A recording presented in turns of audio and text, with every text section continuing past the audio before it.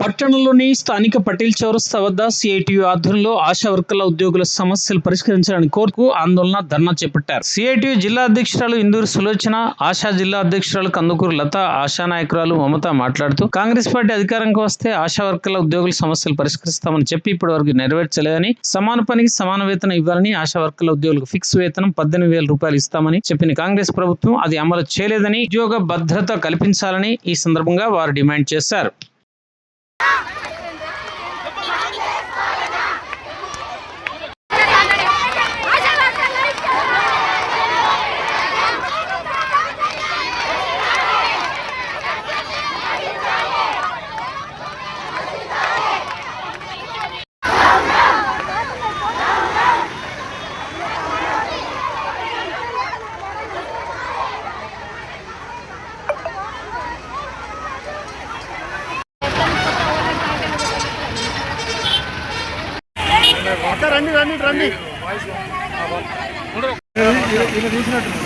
Regular permanent 18,000 రూపాయలు allowance ఇవ్వాలి.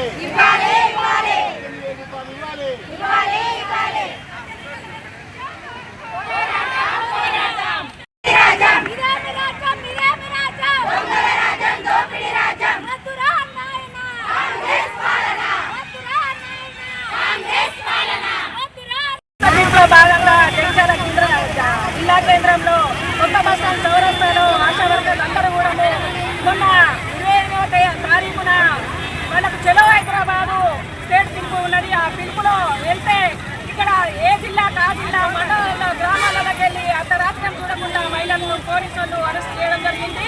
రేవంత్ రెడ్డి కాంగ్రెస్ ప్రభుత్వము ఎంత మొండిగా ఉందంటే మహిళలను చూడకుండా కూడా అర్ధరాత్రి స్టేషన్లో పెట్టి బంధించిండ్రు. ఇలా పార్క్ దగ్గర సాంఘికంగా మేము ధర్నా చేసుకుంటూ ఉంటే రోడ్డు మీద వేసి ఈడ్చుకు వెళ్ళడం జరిగింది. చాలా మందికి మహిళలకు దెబ్బలు తగిలినాయి, తలలు వలిగినాయి, చేతులు కాళ్ళు విరగడం కూడా జరిగింది. మరి ప్రభుత్వము ఎందుకు ఇంత మొండిగా వ్యవహరిస్తుంది? గృహ నిర్బంధాలు, హౌస్ అరెస్టులు చేయడం ఎంతవరకు కరెక్ట్? మేము పనిచేస్తున్నాము, పైసలు ఇవ్వమని అడుగుతున్నాము. పారితోషకాల పేరుతోటి ఆశా వర్కర్లకు అన్యాయం చేస్తుంది కాంగ్రెస్ ప్రభుత్వము. ఫిక్స్డ్ వేతనం ఇస్తానని చెప్పిన ప్రభుత్వము ఎన్నికలకు ముందు వాళ్ళ మేనిఫెస్టోలో పెట్టిన అంశాలు కూడా పరిష్కరించడం లేదు. వాళ్ళ మేనులో పెట్టిన అంశాలను మేము పరిష్కరించమని అడుగుతున్నాము. మేము గొంతమ్మ కోరికలేం కోరడం లేదు. కనీస వేతనం ఇవ్వమని అడుగుతున్నాము, ఉద్యోగ భద్రత కల్పించమని అడుగుతున్నాము, పిఎఫ్ఈఎస్ఐ సౌకర్యం కావాలని అడుగుతున్నాము. పొద్దులు లేసి మేము డ్యూటీలకు వెళ్తే డ్యూటీలలో ప్రమాదవశాత్తు చనిపోయిన ఆశాలు చాలా మంది ఉన్నారు. మరి ఆ ఆశాల కుటుంబాలను ఆదుకోవాలని ఈ ప్రభుత్వాన్ని అడుగుతున్నాం. మరి ఇవన్నీ చేయకుండా ఎక్కడికక్కడే అరెస్టులు, గృహ నిర్బంధాలు చేయడం కరెక్ట్ కాదు అని మేము ఈ కాంగ్రెస్ ప్రభుత్వానికి హెచ్చరిస్తున్నాము.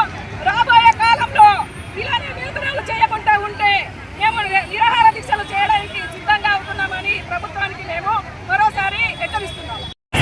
స్టార్ట్ చేసినాము 28 నాడు చెలవాయి రోజు పెట్టుకున్న కార్యక్రమంలో అక్రమంగా అరెస్టులు చేసి మమ్మల్ని ఎక్కడెక్కడ బంధించి ఆశాలకు ఎక్కడ దొరుకుతుంది అక్కడ మమ్మల్ని ఈడ్చుకెళ్ళి పడేసి దారుణంగా కొట్టి పడేసిన సుఖదప్పి పడిపోయి హాస్పిటల్లో జాయిన్ అయినా కానీ కూడా మమ్మల్ని ఎవరు పట్టించుకోలేదు. కొన్ని ప్రభుత్వం ఇంత ఘోరంగా తయారైంది.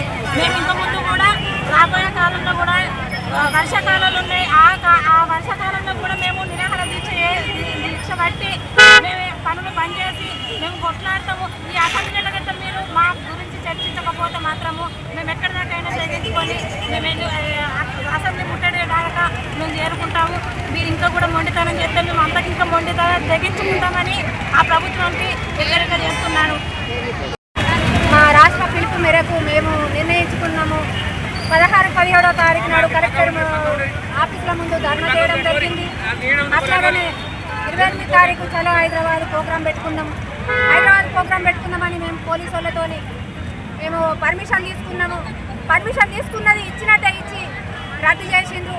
ఇళ్ళకి వచ్చి అరెస్ట్ చేసిండ్రు. ఇది బాగా అన్యాయం అని నేను అంటున్నాను. కలెక్టర్ ఆర్డర్ అంటారు, మెడికల్ ఆఫీసర్ ఆర్డర్ అంటారు, ఎక్కడన్నా 10 మంది గుంపు అయితే పోలీసు వాళ్ళు ఆర్డర్ అంటారు. ఎందుకు పని చేస్తున్నారమ్మా, ఎందుకున్నారని అంటారు. ప్రతి దానికి ఆర్డర్ చేసే అధికారులు మేము కొత్త తిప్పలకు మా కడుపు మంటతో మేము మాట్లాడుతున్నాం.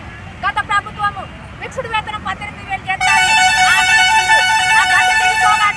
ఈ ప్రభుత్వం వచ్చే టైంకి మా మేము 18,000 ఫిక్స్ చేస్తాము. మా కాంగ్రెస్ హామీ ఇస్తుందని ఇప్పుడున్న పార్టీ వాళ్ళు మాకు హామీ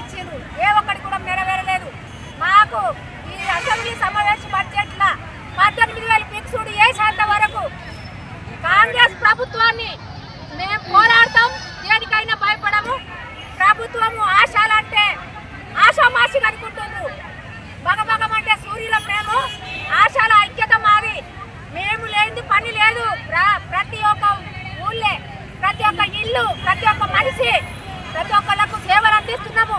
మేము లేని టైంలో ప్రభుత్వానికి ప్రతి ఒక్క అధికారులకు మా విలువైన రేటు ఏర్పడుతుంది. వచ్చే వానకాలంలో మేము సమ్మెకు సిద్ధమైనమని మా రాష్ట్ర కమిటీ మొత్తం నిర్ణయం చేసుకున్నది. మేము దేనికంటే దానికి సిద్ధమైతాం. మీరెంత మొండిగా కాంగ్రెస్ ప్రభుత్వం ఉందో మేము అంతకంటే డబ్బులు మొండి పట్టుకొని ఉంటామని హెచ్చరిస్తున్న ప్రభుత్వానికి.